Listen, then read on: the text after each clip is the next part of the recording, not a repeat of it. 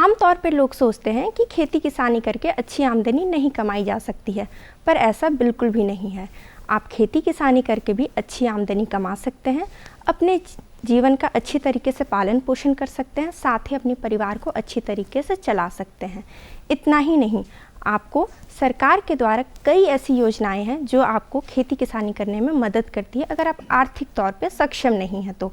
और हमारे कार्यक्रम के ज़रिए आपको नई और अच्छी जानकारियां मिलती हैं जो आप अपने खेती किसानी में उपयोग कर सकते हैं, जिससे आपकी समस्याओं का निदान हो सके। तो आइए सीधे ले चलते हैं आपको बेड़ो और दिखाते हैं कि किस तरीके से वहाँ के किसान भाई खेती करके तरक्की और उन्नति की राह पर चल रहे हैं, साथ ही अच्छी आमदनी कर रहे हैं, अपने जीवन को संवार रहे हैं, साथ ही और भी दूसरे लोगों को प्रोत्साहित कर रहे हैं। चलिए सीधे चलते हैं बेड़ो और देखते हैं इस वृत्त चित्र के माध्यम से। बचपन में हमने किताब में पढ़ा था, एक बरदराज की कहानी थी कि करत करत अभ्यास के जड़मती होत सुजान, रसली आवत जात पे सिल पर पड़त निशान। जब हम बेड़ों में आए हैं तो यहाँ पे विष्णु महतो के परिवार के साथ जब हमने घूमा तो यही देखा कि सिल पे कैसे निशान पड़ता है और इससे प्रभावित होकर कैसे मेहनत करते करते किसान आज एक सफल मुकाम पे पहुँचते हैं। इस क्षेत्र में तकरीबन 10 से 15 एकड़ में खेती करते हुए उन्होंने अपने बच्चों का लालन पालन किया, पढ़ाई लिखाई की और अभी वही बच्चे विवेकानंद स्कूल खोल करके जो छात्र हैं, छात्राओं के बीच शिक्षा का अलख जगा रहे हैं। इनकी सफलता की कहानी ऐसे ही नहीं हुई है, इनके भी पीछे काफ़ी संघर्ष छुपा हुआ है। संघर्ष क्या है ये इनके जो पुत्र हैं उनसे हम स्वयं जानेंगे। साथ ही साथ उन्होंने बताया कि जो तकनीक आधारित खेती पहले नहीं होती थी, अब धीरे धीरे तकनीक से हो रही है, जिससे कि उत्पादन में तो बढ़ोतरी हुई है और वहीं श्रम शक्ति जो पहले लेबर का बहुत ज़्यादा कमी होता था उसको भी दूर कर रहे हैं। अगर खेती किसानी के साथ शिक्षा का समन्वय हो जाए तो यह ज्यादा लाभप्रद साबित होता है। अगर किसान शिक्षित होता है तो वह जागरूक होता है और खेती की तकनीकों को ज्यादा बेहतर तरीके से इस्तेमाल कर सकता है। ऐसे ही एक किसान है बेड़ो में, नाम है विष्णु महतो। विष्णु महतो पुश्तैनी तौर पर खेतीबाड़ी करते रहे हैं, लेकिन अपने बच्चों को उन्होंने अच्छी शिक्षा दी और उन्हें खेतीबाड़ी से भी जोड़ कर रखा। विष्णु महतो के पुत्र श्रवण कुमार एक बड़े रकबे में खेती करते हैं। वे अंग्रेजी विषय में स्नातकोत्तर उत्तीर्ण हैं और बचपन से ही खेतीबाड़ी से जुड़े हैं। उनकी शिक्षा ने उन्हें खेतीबाड़ी के क्षेत्र में कई तकनीकों को इस्तेमाल करने में उन्हें प्रोत्साहित और प्रेरित किया है। पढ़ाई लिखाई मेरा बेड़ो में ही हुआ क्लास 5 तक। उसके बाद अच्छे पढ़ाई के लिए पिताजी ने मुझे खूंटी भेज दिया। वहाँ से पढ़ाई के बाद मैंने आगे की पढ़ाई रांची से की। कितना एजुकेशन किया? एजुकेशन मास्टर्स कंप्लीट हुआ है मेरा। खेती बाड़ी से तो मैं बचपन से ही जुड़ा हुआ हूँ। जैसे कि पिताजी खेती बाड़ी ही किए हुए हैं और काफ़ी पीढ़ी से ये खेती बाड़ी हमारे सभी पूर्वज करते आए हैं। और जैसे कि पिताजी का था कि हम लोग को अच्छे से पढ़ाई के लिए भी प्रोत्साहन हमेशा करते रहें। और खेतीबाड़ी बचपन से, जैसे शिक्षा का महत्व तो काफ़ी ज़्यादा है। जैसे कि अगर शिक्षा होने से खेतीबाड़ी में भी उसको यूज़ किया जा सकता है। जैसे अगर एक शिक्षित व्यक्ति अगर खेतीबाड़ी करते हैं तो आजकल के तकनीकी उपयोग भी लिया जा सकता है। जैसे कि आजकल ड्रिप इरिगेशन होता है, पॉली हाउस इरिगेशन होता है, काफ़ी तरह के खेतीबाड़ी होती है जिससे लेबर की भी कमी को दूर किया जा सकता है। पहले श्रवण के परिवार वाले पारंपरिक ढंग से खेतीबाड़ी किया करते थे, लेकिन तकनीकों के उपयोग से वे खेतीबाड़ी में कई परिवर्तन देख रहे हैं। युवा साथियों को श्रवण का संदेश है कि वे पढ़ाई करें, न कि पलायन। पलायन से क्षेत्र का विकास बाधित होता है। उनका मानना है कि युवाओं के लिए सरकार कई योजनाएं चला रही हैं। वे इन योजनाओं का लाभ उठाकर न केवल अपनी आर्थिक स्थिति सुदृढ़ कर सकते हैं, बल्कि कई अन्य लोगों को भी रोजगार प्रदान कर सकते हैं। पहले खेती में जो भी था बिना तकनीकी और लेबर की सहायता से ही होती थी। जो पारंपरिक खेती होती थी वहीं होती थी, लेकिन अब खेती का तरीका थोड़ा सा बदल चुका है और उसको अच्छे ढंग से किया जा रहा है, जिससे खरपतवार को थोड़ा कम होती है। और आज के युवाओं को पढ़ाई अच्छे से करनी चाहिए, उसके साथ साथ पलायन में ज़्यादा ध्यान नहीं करना चाहिए, पलायन नहीं करना चाहिए, क्योंकि पलायन करने से अपना क्षेत्र का विकसित नहीं हो पाती है। अगर मान के चलिए, अगर बेड़ो क्षेत्र में अगर जितने भी युवा हैं अगर पढ़ाई करते हैं और फिर रोज़गार का भी आजकल काफ़ी समस्या है, अगर पलायन कर जाते हैं तो फिर हमारे क्षेत्र का फिर विकसित रुक जाता है। युवा साथी को मैं यही कहना चाहता हूं कि पलायन ना करें, अपना पढ़ाई अच्छा से करें और अगर सरकारी नौकरी अगर नहीं लगती है तो खेतीबाड़ी में भी ध्यान दें और खेतीबाड़ी को अच्छे तरह से करें, जिससे खेतीबाड़ी के उपज भी अच्छे तरह से होती है और उससे मुनाफा भी अच्छी आएगी। कैलाश कुमार विष्णु महतो के पुत्र और श्रवण कुमार के छोटे भाई हैं। उनका कहना है कि किसानों का जीवन संघर्षों से भरा है।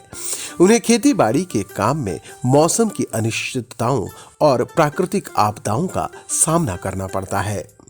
किसानों के बच्चों को अपने गांव कस्बे में अच्छी शिक्षा भी नहीं मिल पाती है। गांव की भावी पीढ़ी को शिक्षा के संघर्षों से मुक्त करने के लिए कैलाश ने खेती किसानी के साथ साथ एक स्कूल की भी 2016 में स्थापना की। इसके मार्फत वे कई लोगों को रोजगार उपलब्ध करा रहे हैं। इस स्थिति को देखा तो उस समय से ही मेरे मन में विचार था कि क्यों ना हमारे क्षेत्र में एक अच्छा स्कूल खुले और वो स्कूल अपने क्षेत्र के बच्चों को, अपने क्षेत्र के लोगों को एक अच्छा शिक्षा प्रदान करे। जो बच्चे आज यहाँ से रांची जा रहे हैं, क्यों ना रांची से शिक्षक यहाँ आके यहाँ पढ़ाएं। अगर 1000 बच्चों को यहाँ से रांची जाना है, अगर 50 टीचर अगर रांची से बेड़ो आते हैं और पढ़ाते हैं, तो मेरे मन में ऐसा ही पहले ही से विचार था। भले मैं शुरू से किसान था, परिवार था, लेकिन पता नहीं मन में ऐसा विचार था कि कुछ करना है यहाँ क्षेत्र के लिए, शिक्षा के क्षेत्र में। तो संघर्ष के साथ मैंने 2016 में फिर अपना स्कूल का नींव रखा, जिसमें मेरे पूरा परिवार का सहयोग रहा।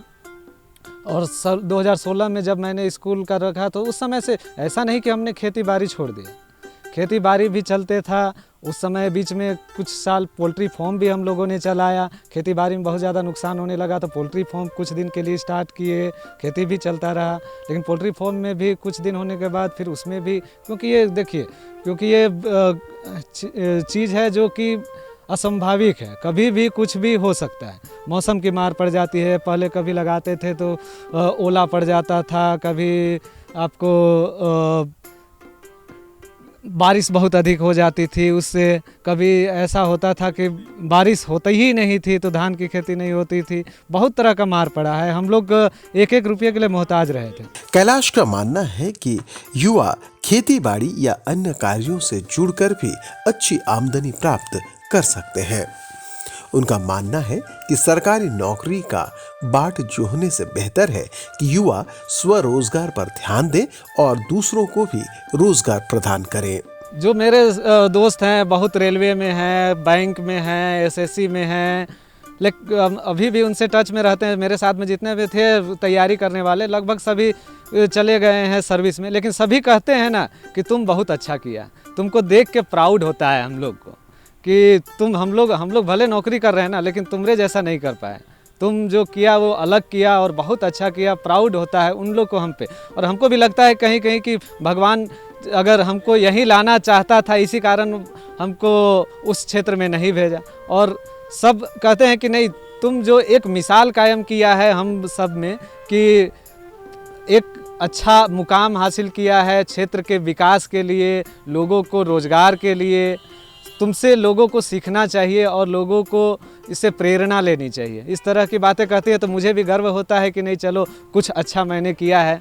विष्णु महतो का परिवार कई पीढ़ियों से खेती बाड़ी से जुड़ा है।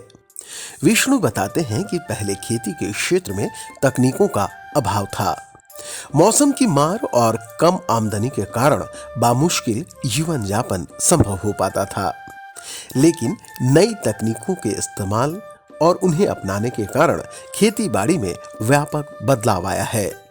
विष्णु का मानना है कि खेती बाड़ी से ज्यादा लाभ प्राप्त करने के लिए शिक्षा जरूरी है। मतलब दादा परदादा पापा मतलब 4-5 पीढ़ी से खेतिए में जुड़े हुए हैं और इसमें उस टाइम खेती का तकनीकी उतना बेहतर नहीं था। कभी कभी मौसम का मार से भी खेती बर्बाद हो जाता था, कभी बारिश से बर्बाद हो जाता था। इसी तरह से किसी तरह हम लोग का जीवन यापन चल रहा था। बाद में खेती करते करते बच्चा लोग का पढ़ाई लिखाई करवाए, पढ़ाई लिखाई अच्छा ढंग से किया।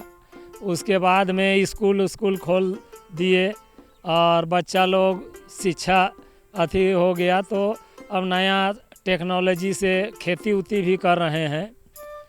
बच्चा लोग लड़का लोग स्कूल चलाता है। इस तरह से अभी का अनुमान ज़्यादा हो गया है। इसमें तकनीकी से खेती हो रहा है तो कुछ इसमें भी इनकम हो रहा है। विष्णु महतो की पत्नी भी मानती हैं कि खेती बाड़ी का काम पहले काफी चुनौतीपूर्ण था। खेती बाड़ी में पहले काफी नुकसान उठाना पड़ता था। दूर दराज के इलाकों में जाकर भी उन्होंने खेती बाड़ी का काम किया है। अब उनके बच्चे शिक्षित हैं। वे गांव में शिक्षा का अलग जगा रहे हैं। बच्चे खेती किसानी और शिक्षा के क्षेत्र में जुड़े होने के कारण अच्छी आमदनी भी प्राप्त कर लेते हैं। वे इससे खुश हैं। अब खेती करते करते बेटा बेटी सभी बाल बच्चा को पढ़ाएं तो किसी तरह ये लोग पढ़ते पढ़ते अपना आगे निकल गया। तब इसको ये लोग को अपना जीवन यापन स्कूल में कर रहा है। नहीं तो हम लोग तो बहुत तकलीफ से बहुत दिक्कत से खेती बाड़ी किए और बहुत लॉस हो जाता था, तो भी हम लोग पीछे नहीं हटते थे। हम मेहनत करते रहते थे, पीछे नहीं हटते थे कि भाई हम लोग को इसी में चलना है। इसको चला के हम लोग का पीढ़ी तो किए, मगर हम लोग सोचे कि नहीं, पहले का पीढ़ी तो हम लोग पापा दादा ससुर सब किया, तो अब हम लोग नहीं करेंगे। हम लोग करेंगे मगर बाल बच्चा को नहीं करवाएंगे। कह के हम लोग बाल बच्चा को पढ़ाने में नहीं पीछे हटे। किसी तरह भी पढ़वाते अपना लाइनअप किए और लाइनअप करके बाल बच्चा अपना लाइनअप कर लिया। उसके बाद ये लोग अपना जीवन यापन चला रहा है। उस दौर में अब हम लोग भी खेती बाड़ी अभी बहुत हल्का करते हैं और जीवन यापन चला। अभी लोग का इन्हें खुश हैं। अभी लोग को देख के हम लोग कितनों किए, मगर अब हमको नहीं लगता है कि हम खेती बाड़ी किए थे और इतना लॉस गया था। जो भी हुआ लॉस गया, फायदा तो हुआ, तभी हम लोग इस जगह लाए। बदलते परिदृश्य में खेती किसानी का काम सिर्फ वही नहीं करते जिनके पास अपनी जमीन है या उनके पास रोजगार के अन्य साधन उपलब्ध नहीं हैं। शिक्षित व्यक्ति भी खेती किसानी से जुड़े हैं। वे तकनीकों का भली भांति लाभ उठा रहे हैं और अपने गांव कस्बे के लिए कुछ कर गुजरने का जज्बा भी रखते हैं। बेड़ो प्रखंड का विष्णु महतो का परिवार भी ऐसे ही किसानों के परिवार में शामिल है जो खेती किसानी के साथ शिक्षा का समन्वय किया है। झारखंड के अन्य किसानों के लिए यह परिवार एक प्रेरक परिवार है। तो आपने देखा कि विष्णु महतो के जो परिवार वाले हैं उनकी जो व्यथा है, कृषि मतलब खेत से लेकर के स्कूल तक का जो सफ़र था, इन्होंने कैसे तय किया इसके बारे में बताया। साथ ही साथ इन्होंने एक बड़ी अच्छी बात बताई कि जो युवा रोजगार की तलाश में दूसरे राज्यों में दूसरे देश में जाते हैं, उनके लिए एक सबक होगा कि अपने ही क्षेत्र में रह करके खेती बाड़ी के अलावा भी बहुत सारे स्कोप हैं, उसको करें। छोटा सा दुकान खोलें, स्कूल खोलें या फिर और कुछ कुटीर उद्योग करें। सरकार इसके लिए बहुत सारा प्रोत्साहन राशि भी देता है, उसका भी उपयोग करें और पलायन जैसी समस्या में रोकथाम करें। इन दोनों भाइयों ने जिस तरह से इस क्षेत्र में शिक्षा का अलख जगाना शुरू किया है, धीरे धीरे इसका मुकाम और बढ़ेगा और तकरीबन 100 परिवारों को जो इन्होंने रोजगार दिया, इससे इस क्षेत्र की दशा और दिशा में बदलाव आई है। आज के लिए बस इतना ही। अगले अंक में होगी फिर मुलाकात। तब तक के लिए पूरी टीम को दीजिए इजाज़त। जोहार, नमस्कार। तो देखा ना आपने कि खेती किसानी करना इतना भी मुश्किल नहीं है और इससे कितना मुनाफा मिलता है। तो ये थी हमारी आज की जानकारी। उम्मीद है कि आपको हमारी जानकारी अच्छी लगी होगी। आप इससे अधिक से अधिक लाभ उठाएंगे, साथ ही अपने परिवार का और खुद का ध्यान रखेंगे, अच्छे से पालन पोषण करेंगे। जाने से पहले आप हमारा पता लिख डालिए। हमारा पता है कृषि दर्शन, कृषि प्रकोष्ठ द्वारा केंद्र निर्देशक, दूरदर्शन केंद्र, रातू रोड, रांची। पिन संख्या 834001। हम फिर मिलेंगे आपसे कृषि दर्शन के अगले अंक में। तब तक के लिए मुझे और पूरी टीम को दीजिए इजाज़त। जोहार, नमस्कार।